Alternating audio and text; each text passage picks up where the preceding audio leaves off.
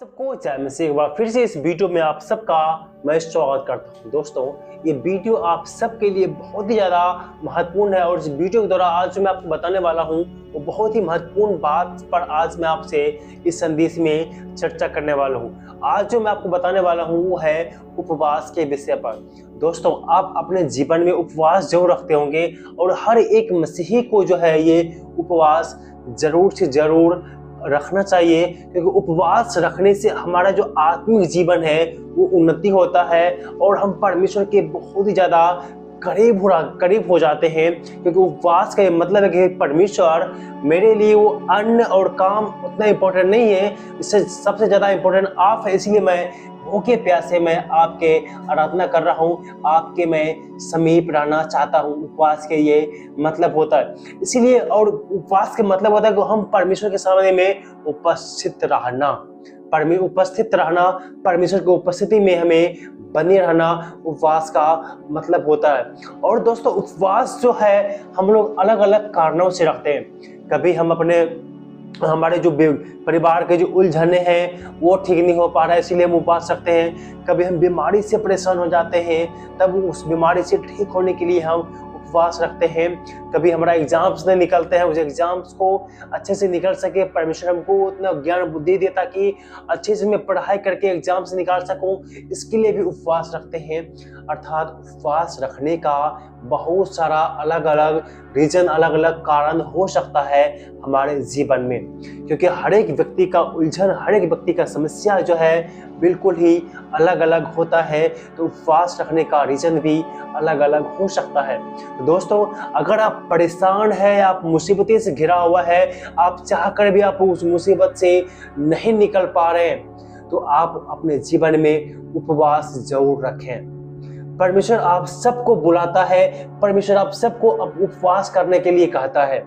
ये बाइबल में लिखा हुआ है। परमेश्वर चाहता है कि आप उपवास करते हुए उसके सम्मुख में जाएं, उपवास करके साथ उससे आप प्रार्थना करें। तब आपकी समस्याएं, आपकी मुसीबतें, आपकी परेशानी ये चुटकी में हल हो सकता है परमेश्वर की आशीष से। याद कीजिए, परमेश्वर के वचन मात्र ही काफी है आपके समस्या को हल करने के लिए। वो परमेश्वर का कहता है, अगर आप परेशानी में, आप उलझन में है, आप मुसीबतें में है, उससे आप नहीं निकल पा रहे हैं, तो आप जो है उपवास रखिए, उपवास रखिए। जब आप उपवास रखेंगे तो परमेश्वर आपकी समस्याओं को समाधान करेगा। क्योंकि बाइबल में लिखा हुआ, परमेश्वर ने कहा, योएल की किताब उसका 2 अध्याय का 12 पद में लिखा हुआ है, तो भी यहोवा की यह वाणी है, अभी भी सुनो, उपवास के साथ रोते पीटते अपने पूरे मन से फिरकर मेरे पास आओ। दोस्तों, परमेश्वर आज आपसे कहता है, तो भी यह अभी भी सुनो, मेरे यह वचन है, यह वाणी है, अभी भी सुनो, रोते पीटते अपने पूरे मन से उपवास के साथ मेरे पास में आओ। वो परमेश्वर आपको बुला रहा है, वो परमेश्वर आपको आह्वान कर रहा है। आपको जरूरत है उपवास के साथ में रोते पीटते उसके सम्मुख में जाने का। याद कीजिए, नीनवे शहर जब योना नबी को बोला था वहां जाकर प्रचार कर, मुझ देश को नाश करने वाला, जब परमेश्वर का वचन वहां पहुंचा तो उस देश के लोग रोते पीटते भूखे पेट उपवास के साथ परमेश्वर की उपस्थिति में गया, अपने पाप से पश्चाताप किया, तो परमेश्वर फिर से अपनी बात पर, अपने बात पर विचार किया, उस देश को नाश नहीं किया। क्योंकि परमेश्वर कभी भी नहीं चाहता कि हम नाश हो जाए। परमेश्वर हमें दुख देके पछताने वाला परमेश्वर है। वो परमेश्वर हमें और आपको बचाना चाहता है। इसीलिए वो कहता है, उपवास के साथ रोते पीटते उसकी उपस्थिति में जाइए। वो परमेश्वर आपको बुलाता है। इसीलिए अपने जीवन में आप उपवास जरूर रखें। इससे कुछ भी हो सकता है उपवास रखने का। जब आप उपवास के साथ प्रार्थना करते हैं तो परमेश्वर को आप ये जताते हैं कि हे परमेश्वर, इस संसार के काम, इस संसार का भोजन का, हम सबका त्याग करते हुए हम आपकी उपस्थिति में आए हुए हैं। सबसे ज्यादा इम्पोर्टेंट आप हैं, काम नहीं, खाना पीना नहीं है इम्पोर्टेंट, आपको इम्पोर्टेंट है। इसीलिए मैं आपके सामने में आता हूँ। और वो परमेश्वर आपको बुलाता भी है कि वो रोते पीटते उपवास के साथ मेरे सम्मुख आओ। आपको काम है कि हम उपवास के साथ आप उसके सम्मुख में जाए, उसे विनती करें, उसे प्रार्थना करें। मेरे प्रियो, उपवास रखना आपके जीवन को बदल सकता है। उपवास आपके जीवन को सुधार सकता है। उपवास आपकी समस्याओं का समाधान कर सकता है। उपवास आपको बीमारी से चंगाई दे सकता है। उपवास आपको परीक्षा से निकाल सकता है। याद रखिए, परीक्षा हर किसी के जीवन में आता है। यीशु मसीह के जीवन में भी आया था। जब वो 40 दिन का उपवास रखा था, उसी समय में शैतान उससे परीक्षा किया, उसके जीवन में आया। मेरे प्रियो, आपके जीवन में परीक्षा जरूर आएगा, लेकिन आप उसमें पास करेंगे या फेल करेंगे वे आपके ऊपर डिपेंड करता है। परीक्षा हर एक के जीवन में आएगा। ये यशायाह के जीवन में भी आया था, आदम हवा के जीवन में भी आया था, यीशु मसीह के जीवन में भी आया था। कोई व्यक्ति उस परीक्षा को पार किया, कोई व्यक्ति उस परीक्षा में डूब गया। लेकिन परीक्षा हर किसी के जीवन में एक बार जरूर आता है। लेकिन हम उपवास के साथ प्रार्थना करेंगे तो परीक्षा आप पार कर सकते हैं। लेकिन सच्ची श्रद्धा, सच्ची भक्ति, सच्चा मन होना जरूरी है। परमेश्वर के प्रति पूरे मन से ईश्वर के पास में जाइए उपवास के साथ। बाइबल में लिखा हुआ है, जब तुम उपवास करो तो कपटियों के समान तुम्हारे मुंह पर उदासी छाई ना रहे। मेरे प्रियो, उपवास के समय में बहुत सारे लोग उदास रहते हैं, अपने मुंह बना के रखते हैं ताकि लोग उसको उपवासी जाने। लेकिन परमेश्वर का वचन कहता है तुम ऐसे ना बनो। यह लिखा हुआ है, क्योंकि वे अपना मुंह बनाए रहते हैं ताकि लोग उन्हें उपवासी जाने, परंतु मैं तुमसे यह कहता हूँ कि वे अपना प्रतिफल पा चुके। दोस्तों, प्रभु यीशु मसीह बहुत ही गहरी बातें आज आपको सिखा रहा है। जब हम उपवास रखते हैं, बहुत सारे आप अपने समाज में, अपने घर में लोगों को आप देखते होंगे, सुनते होंगे, वो ऐसे कुछ करते हैं, ऐसे कुछ जताते हैं कि वो लोग उनको उपवासी समझता है कि क्या आज आपको उपवास है। बार बार बोलेगा मुझे भूख लग रही है, आज मेरा फास्टिंग है, मैं आज खाना नहीं खा पाऊंगा। ऐसे बात करता है, आज तो मैंने खाना भी नहीं खाया, आज मेरा उपवास है। कितना लोग ऐसे भी बोलता है। लेकिन ईश्वर क्या कहता है? ऐसे आपको बोलना चाहिए? ऐसे आपको अपने समाज में जाकर बोलना चाहिए कि आज मेरा उपवास है, आज मेरा खाना नहीं बना है, आज मैं फास्टिंग में हूँ? बहुत से लोग बोलता है, हम अपने समाज में देखते हैं। उदास रहेगा, मुंह बना के मुंह उदास रखेगा, एकदम पूरा डाउन होकर रहेगा, और लोग उसको पूछते क्या हो गया, इतना उदास क्यों है? तो कहता है आज मेरा उपवास है। इस प्रकार की दिखावा आप बिल्कुल भी ना करें। उपवास के समय में ऐसा बिल्कुल भी ना करें। आप दिखावा आप बिल्कुल भी ना करें। नॉर्मल जैसे आम दिन में रहते, जैसे आप हमेशा रहते, हर दिन जैसे रहते हैं, वैसे रहिए आप।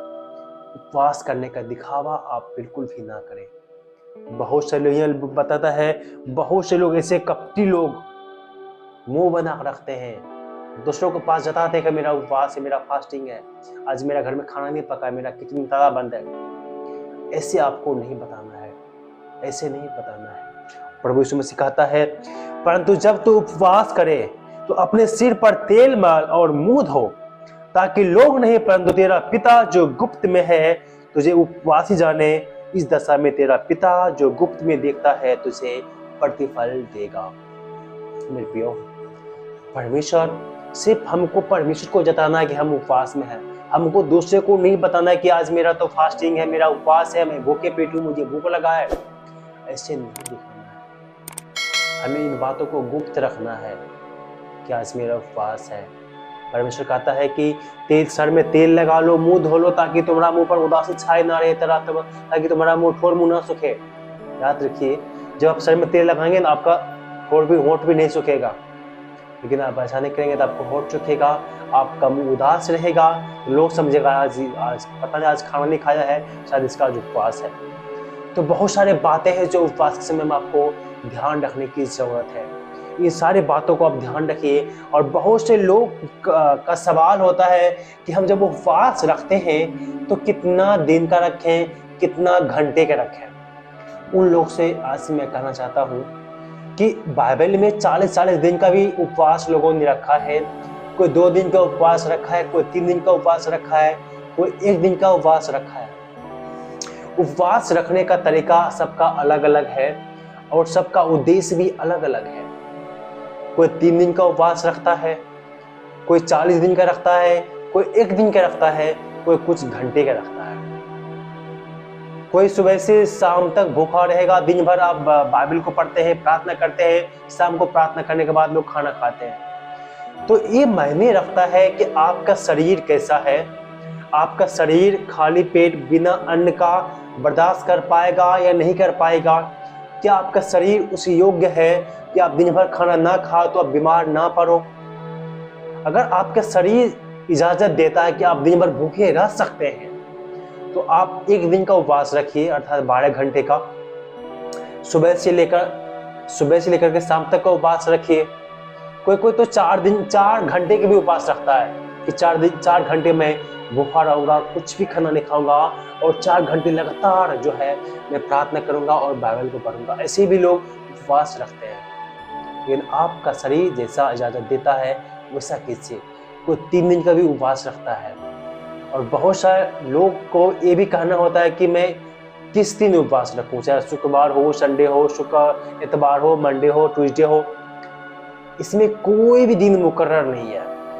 आप सब मन तब जिस दिन चाहे उस दिन आप जो है फास्टिंग रख सकते हैं। वो आपकी मर्जी है, वो आपकी मर्जी है, वो आप पर डिपेंड करता है कि आप कितना दिन का उपवास रखते हैं। मैं तो 1 दिन का रखता हूँ, कभी कभी मैं 4 घंटे के लिए भी रखता हूँ, क्योंकि मेरा शरीर वैसा नहीं है।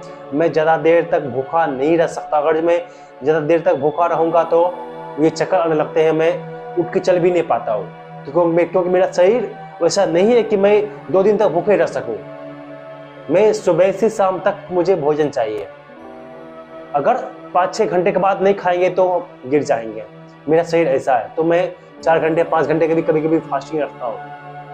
तो हर किसी का अलग अलग समस्याएं हैं, हर किसी का शरीर अलग अलग बात होती है।